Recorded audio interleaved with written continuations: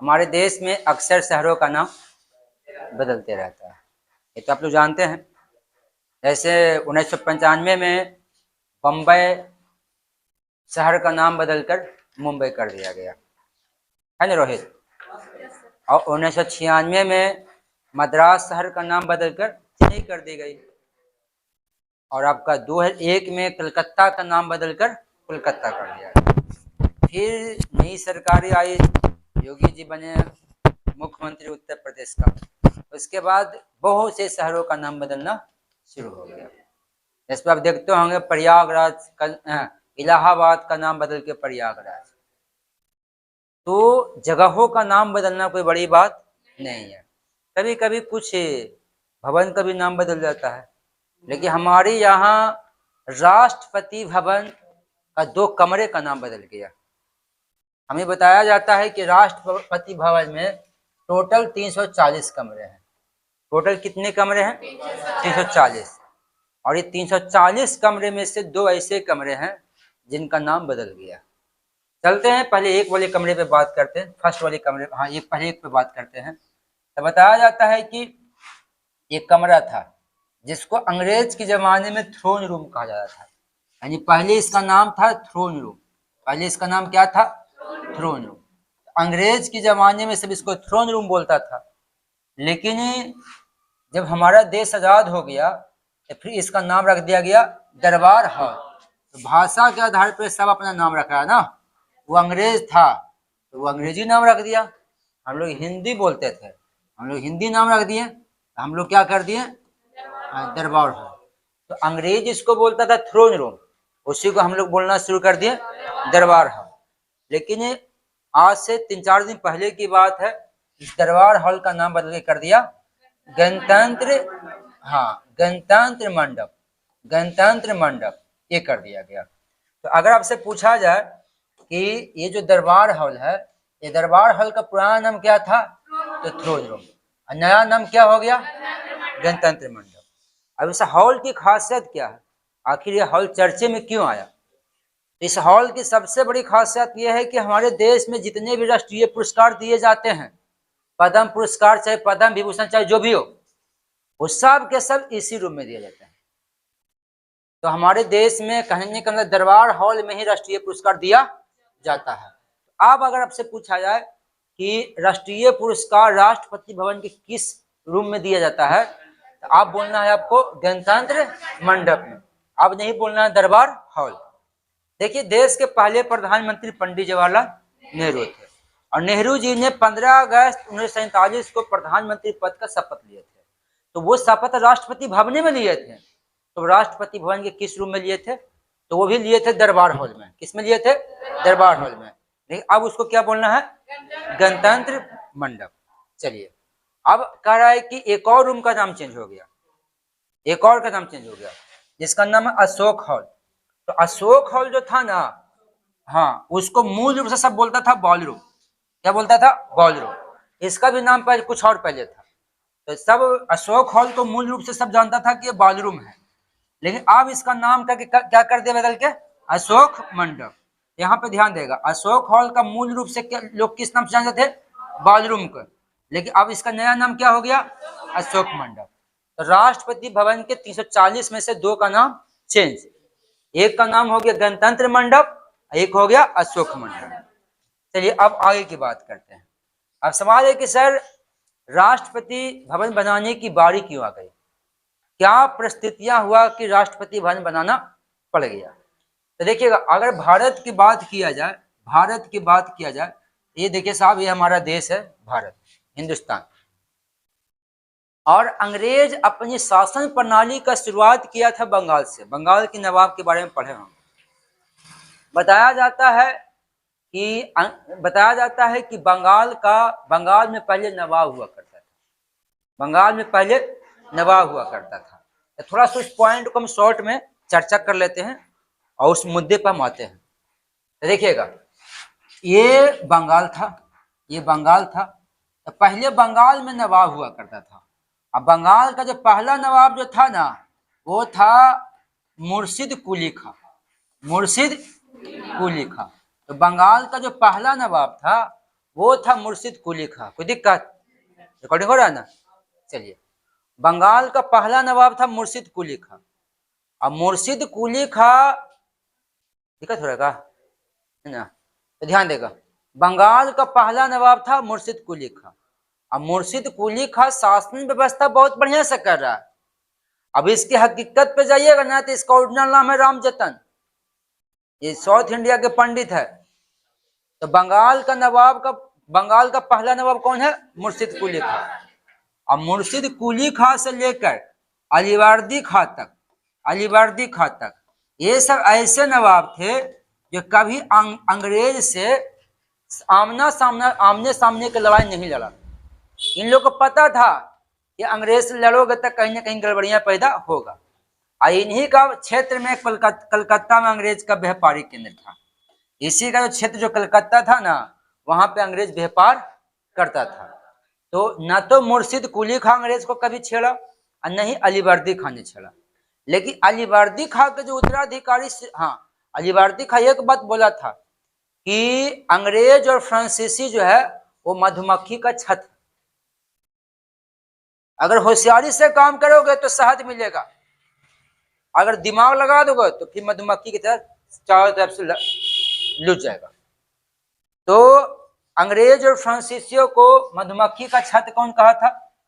अलीवर्दी खां ने क्या कहा था। तो अलीवर्दी खां कभी अंग्रेज को उतना छेड़ा नहीं। लेकिन अलीवर्दी खां के बाद जो सिराजुद्दौला जो आया ना, सिराजुद्दौला, ये सिराजुद्दौला कभी अंग्रेज के बुझ भी नहीं किया, कभी बुझ भी नहीं किया। सिराजुद्दौला अंग्रेज के साथ काल कोठरी का अंजाम दिया, जिसमें मार दिया ढेर अंग्रेज के। 146 को बंद किया, 123 को मार दिया, 23 को तो जिंदे निकला। तो यानी कहने का मतलब ये है कि सिराजुद्दौला अंग्रेज को ज्यादा परेशान किया। ये अंग्रेज से लड़ा, अंग्रेज से मैनेज नहीं किया। तो अंग्रेज ने छल कपट से सिराजुद्दौला के लोगों को मिलाया और सिराजुद्दौला के साथ 1757 ईस्वी में एक युद्ध लड़ा जिसका नाम है प्लासी का युद्ध। और ये प्लासी के युद्ध में अंग्रेज का हो गया जीत और रॉबर्ट क्लाइव बंगाल के पहले गवर्नर बन गए। प्लासी के युद्ध के बाद अंग्रेज ने 1764 में बक्सर का युद्ध लड़ा।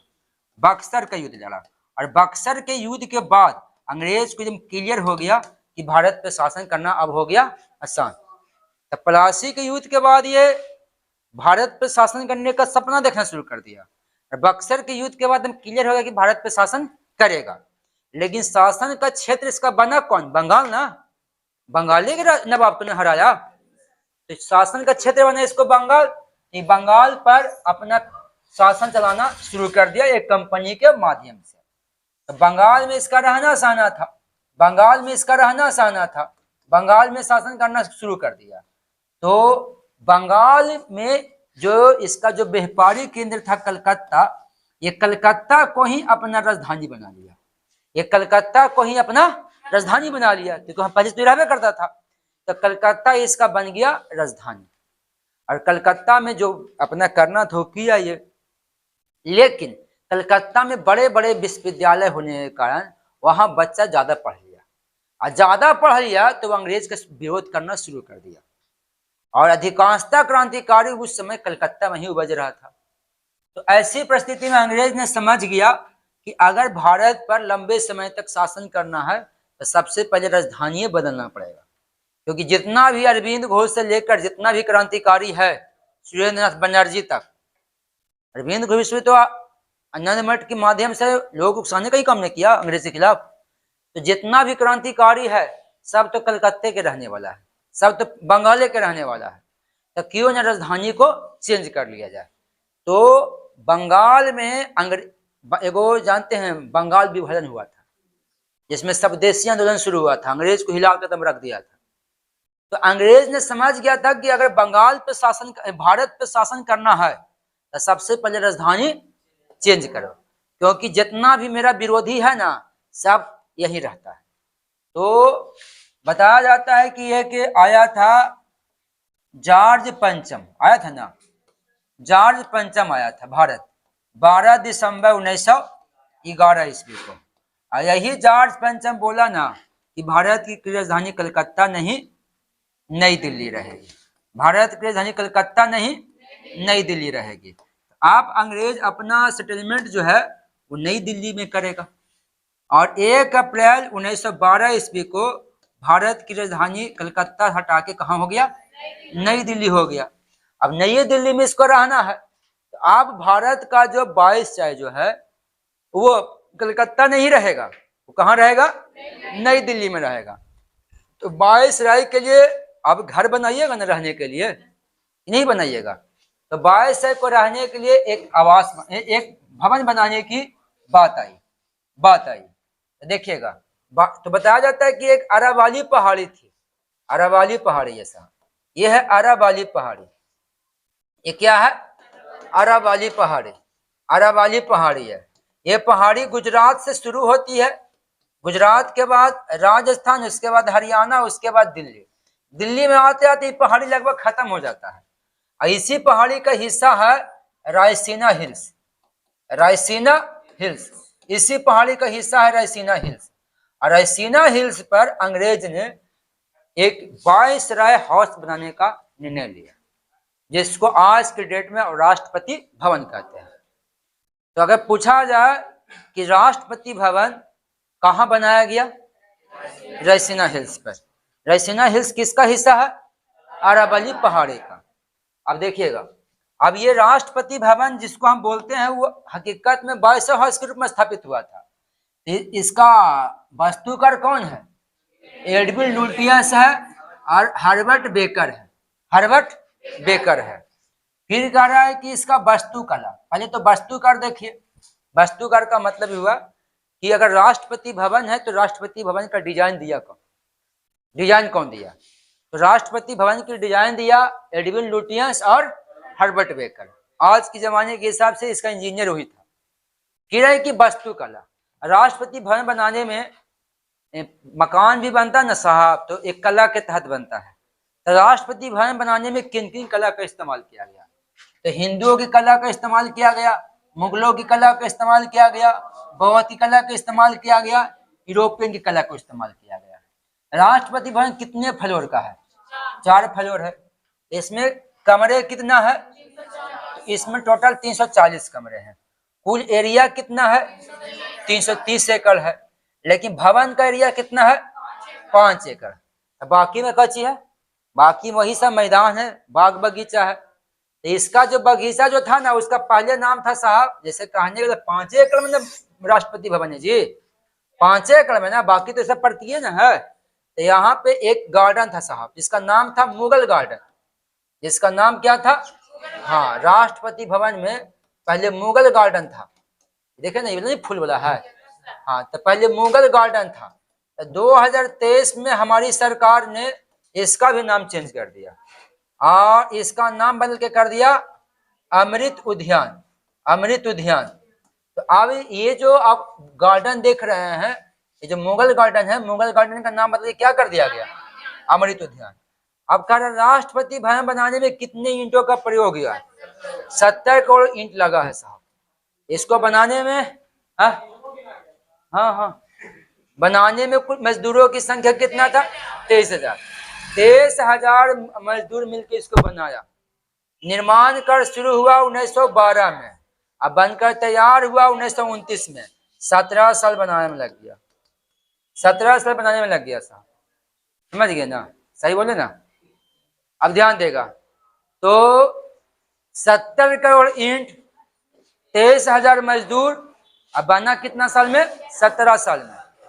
तो ये 1912 में इसका काम शुरू हुआ, अब बनकर तैयार हुआ 1929 में। फिर इसका उद्घाटन कब हुआ? तो 1931 में इसका उद्घाटन हुआ, 1931 में इसका उद्घाटन हुआ। अब आगे देखिएगा, अब कह रहा है कि यहाँ रहने वाला प्रथम वायसराय कौन था? यहाँ सबसे पहले कौन वायसराय रहना शुरू किया? तो ये लॉर्ड इरविन है। कौन है? Lord Irwin. यहाँ रहने वाले पहले वायसराय लॉर्ड इरविन है। कुल खर्चा 1.4 करोड़। उस जमाने में इतना खर्चा हुआ बनाने में खाली। इसका पुराना नाम क्या है? ये वायसराय के लिए बने हुए गया है, इसका नाम क्या रहेगा? Viceroy house. लेकिन जब 1950 में राजेंद्र प्रसाद इसमें एंट्री मारे, तब इसका नाम हो गया राष्ट्रपति भवन। तो राष्ट्रपति भवन का पुराना नाम, नया नाम, फिर कह रहा है ये किस पहाड़ी पर है, तो ये आपका रायसीना हिल्स पर है। और ये कहाँ है, नई दिल्ली में है, नई दिल्ली में है। अब देखिएगा, ये आप फिर से बता रहे, ये आपकी भारत हो गया, ठीक है। तो भारत की राजधानी कहाँ है, ये पहले कहाँ था, कोलकाता, उसके बाद कहाँ हुआ, नई दिल्ली हो गया, हुआ ना। ये हुआ 1 अप्रैल 1912 को। तो देखिए कोलकाता जो है ना साहब, वो हुगली नदी के तट पे है, लेकिन आपका जो नई दिल्ली जो है ना, वो यमुना नदी के तट पे है, यमुना नदी के तट पे है। कोलकाता को हम महलों का नगर कहते हैं, महलों का नगर कहते हैं। तो नई दिल्ली को रैलियों का नगर कहते हैं। क्या कहते हैं, रैलियों का नगर कहते हैं। समझ गए बात को।